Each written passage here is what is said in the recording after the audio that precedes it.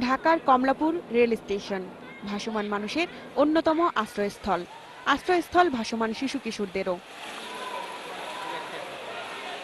ভাসমান এইসব শিশু কিশোরের হাতে সিগারেট কিংবা গাঁজা অনেকটাই এখন গা সওয়া হয়ে গেছে যেন।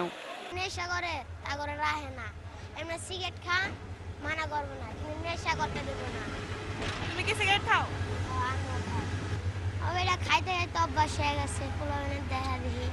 মানুষের একজন তো একজন ছোট বাচ্চারা দেখতে দেখতে ওরাও খায়, খাওয়ার পরে আবার আস্তে আস্তে বড় হয় ওর জীবনটাই নষ্ট হয়ে যায়।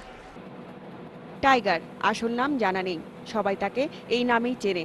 সেও আসক্ত নেশায়। আব্বা আম্মা কি বলে? নিয়ে যেতে চায় না তোমারে?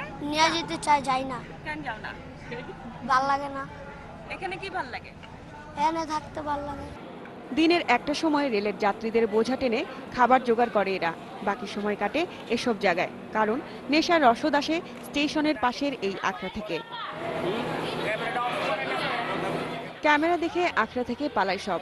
বেশ কজন উঠতি যুবক নিয়ন্ত্রণ করছে এই ব্যবসা। এটা তো আমার জানার মতো নাই, তারপর আপনি যদি বলছেন যারা নিয়ন্ত্রণ করে আমরা তাদের বিরুদ্ধে ব্যবস্থা নেব। নেশা জাতীয় বলতে ডেন্ডি খায়, আর কিছু না।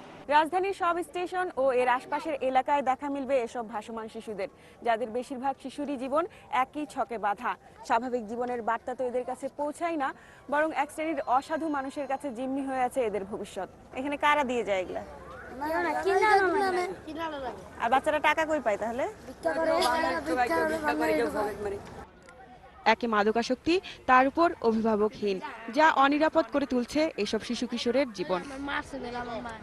খাদিজাতুল কোবরা, ইন্ডিপেন্ডেন্ট নিউজ, ঢাকা।